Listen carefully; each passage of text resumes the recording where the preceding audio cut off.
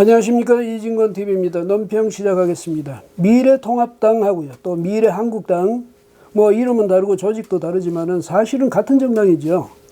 더불어민주당하고 정의당 등 그 군소정당, 그러니까 이른바 4+1 이 정당 담합체가 억지로 준연동형 비례대표제라는 걸 밀어붙이지 않았습니까?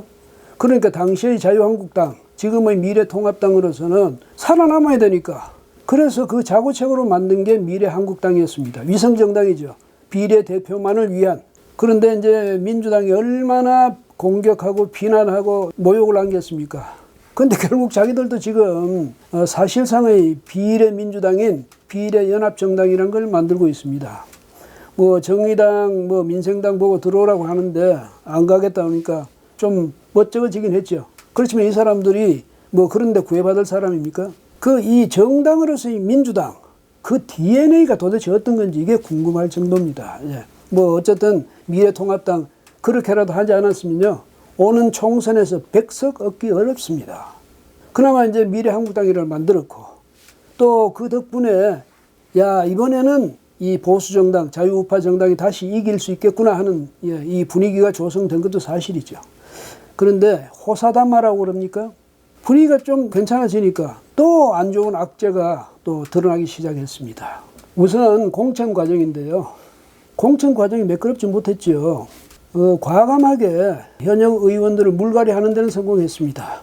특히 TK나 PK 이 지역에서는 정말 뭐 국민들도 놀랄 만큼 과감성 있는 그런 물갈이를 했습니다.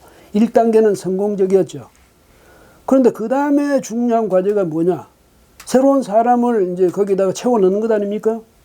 근데 미처 그게 준비가 잘 안 됐던 거죠. 그러다 보니까 인선에서 무리가 생기고 각 지역마다 논란이 벌어지고 이렇게 된 겁니다. 그 때문에 말이죠. 결국은 김형호 공천관리위원회 위원장이 사퇴해야 되는 그런 상황까지 왔죠. 국민들도 상당히 실망했고요. 당내에서 여전히 논란이 그치지 않고 있고요. 또 교체됐던 사람들은 앙앙불락하고 있죠. 또 무소속으로 출마하겠다는 사람도 있고요. 더 큰 문제는요, 이 미래한국당과 사이에서 지금 조성되고 있는 이 갈등입니다.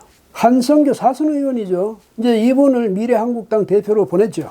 선의의 선한 관리자로서 가서 역할을 다 해달라 뭐 이래서 보냈는데, 이분이 가면서 아주 미래한국당을 독립정당으로 만들겠다 그런 기세를 지금 보이고 있습니다. 당초 가서부터 말이죠. 일정한 그 거리를 두기 시작하더니 이번에 이 공천 과정에서요, 완전히 공천관리위원회를 독자적으로 구성했습니다. 뭐 미래통합당 지도부와 논의한 흔적이 없습니다.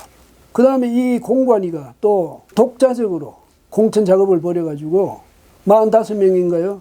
그 후보를 선정해서 발표해 버렸습니다. 일방적으로. 그 중에 이제 당선권 내에 든다 이렇게 예상되는 사람이 한 18명쯤 된다고 그러죠.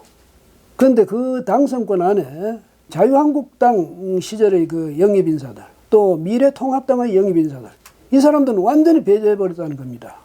그리고 자기들이 영입한 사람 가지고 채운 거죠. 그 사람들을, 그러니까 이 자유한국당이나 미래통합당에서 영입한 사람들 인정해 줄 수 없다는 거죠. 이게 뭐 이런 일이 있습니까?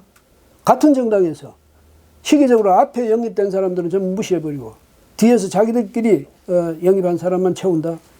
이건 정치 도의적으로도 용인될 수 없는 일 아닙니까? 그리고 한성교 대표가요, 자기 힘으로 만든 정당 아니잖아요. 미래통합당에서 만들어준 정당에 자기는 그냥 가서 대표한 것 아닙니까? 그런데 갑자기 욕심이 생긴 겁니까? 아니, 그러니까 국회의석 17, 18석 이걸 누가 한성교 그 대표한테 자기 마음대로 가지라고 해준 사람 누굽니까? 국가가 그랬습니까? 아니면 미래통합당에서 그렇게 줬습니까? 떼줬습니까? 아예 살림을? 국회의석 18석은 당신 거다 이렇게 떼준 겁니까?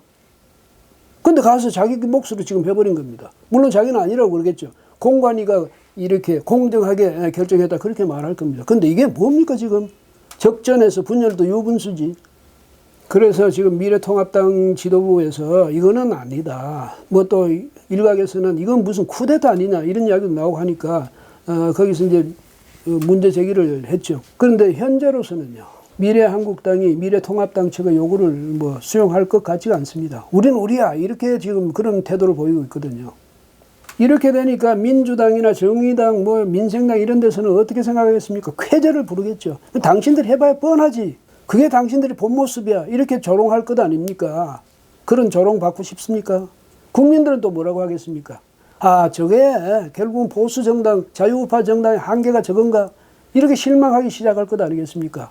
뭐 20대 총선 때 그때도 이 승리, 뭐 180석도 가능하다 이런 이제 승리의 그 전망이 뚜렷이 보이니까 그때부터 욕심 차리기 시작해서 서로 갈라졌죠. 이번에도 또 약간 좀 승리할 것 같다 이런 분위기가 돌기 무섭게 이렇게 목 챙기기 시작한 것 아닙니까? 부끄럽지도 않습니까? 이게요, 구독자 수가 아주 많은 그런 유튜브 같으면 거기서 이런 말은 못하죠. 왜? 이 보수정당, 자유우파 정당에 타격을 줄 것 같은 말은 사실 조심스러워라도 할 수가 없습니다. 그런데 여기는 뭐 우리 몇 사람끼리 서로 소통하는 그런 장 아닙니까? 그러니까 답답한 마음을 서로 이야기하는 거죠. 그 다음에 저도 물론이고 여러분 중에서도 미래통합당 또는 미래한국당의 어떤 소통의 채널이 있는 분은 시중의 민심을 좀 전해줘야 되겠습니다. 이래서는 안 된다. 당신들 정말 이러다가는 총선에 참패를 못 면한다. 정신 차려라. 이 판에 이렇게 갈등 빚으면서 서로 분열할 것이냐. 이 따끔하게 이야기를 해줘야 됩니다. 우리 같이 한번 애써 보십시다. 여러분 건강 각별히 챙기시고요. 오늘은 여기까지 하겠습니다. 고맙습니다.